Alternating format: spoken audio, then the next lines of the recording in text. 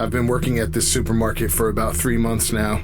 It's nothing special, just a way to make some cash while I figure out what the hell I'm doing with my life. Most nights are slow, and the worst thing I usually deal with is an old lady trying to use an expired coupon, or a teenager sneaking beer into the self-checkout. It was usually $36 an hour. Not a bad job. But last night was different. My shift started like any other. My manager, Mr. Thompson, handed me a laminated piece of paper as soon as I clocked in. "New overnight protocol," he said, his voice tight. "Read it, follow it, and for God's sakes, don't break the rules." I frowned, but I took the list. It wasn't unusual for him to make up weird rules. He once banned blue Gatorade because he thought it looked untrustworthy. But this was different. The paper was old, stained at the edges, and the rules, well, they made no damn sense. Overnight supermarket rules. At exactly 11:15 p.m., make sure all the shopping carts are inside. If there are any left in the parking lot after this time, leave them. Do not go outside to retrieve them. The security camera will glitch between 11:30 and 11:45. Do not attempt to fix them. Do not look directly at the monitors during this time. If you hear someone whisper your name in the frozen food aisle, do not respond. Do not turn around.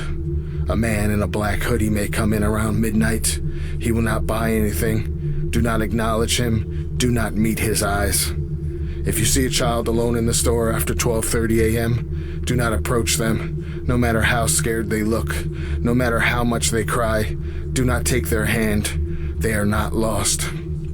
At 1 a.m., the intercom will turn on by itself. You will hear static, then a voice. It will sound like a loved one. It will beg you to open the stockroom door.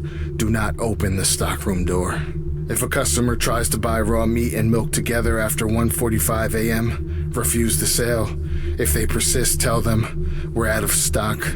If they smile at you, leave your register immediately. The lights in aisle 7 will flicker at 2:30 a.m. If they go out completely, leave the store. Do not look down aisle 7 as you exit. If you hear the sound of heavy breathing near the break room door, do not enter. Call Mr. Thompson immediately. If he doesn't answer, wait outside until your shift ends.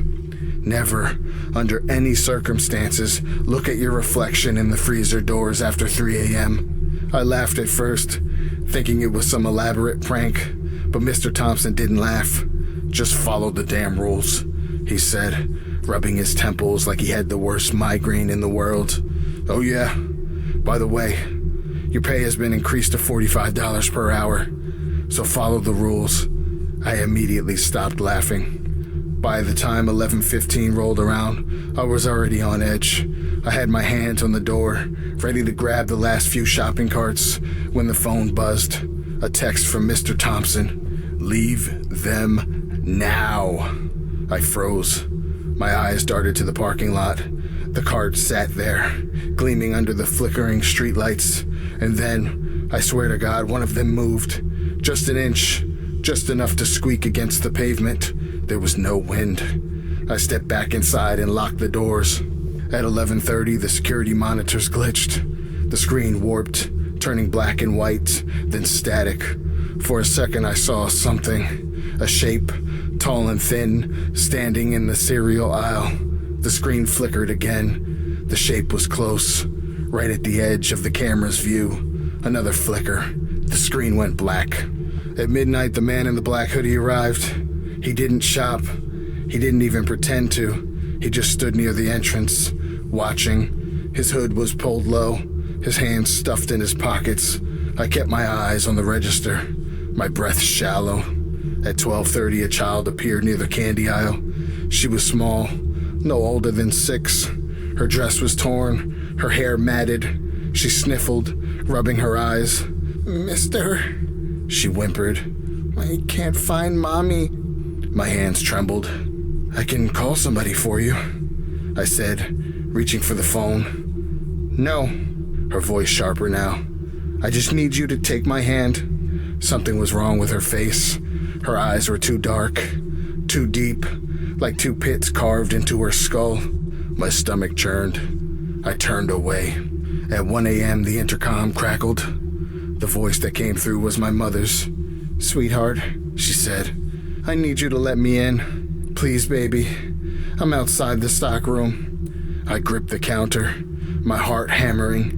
My mother had died 5 years ago. At 1:45, a man tried to buy raw steak and a gallon of milk. When I refused, he smiled. His teeth were too sharp. At 2:30, the lights in aisle 7 flickered. Then they went out. I grabbed my keys and ran. I didn't look at aisle 7. I didn't stop running until I was outside, gasping in the cold air. I wanted to quit, but something inside me needed to know more. The next night, I was scheduled with a new coworker, Jason.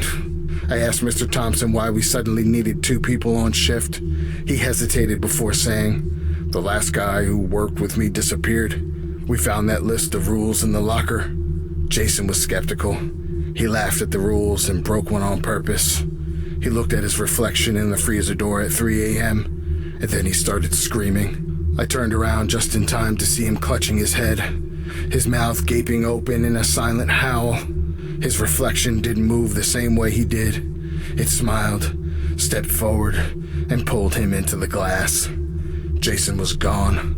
His reflection walked away, and then it turned to look at me. I ran. Now I understand why we followed the rules, but it might already be too late for me.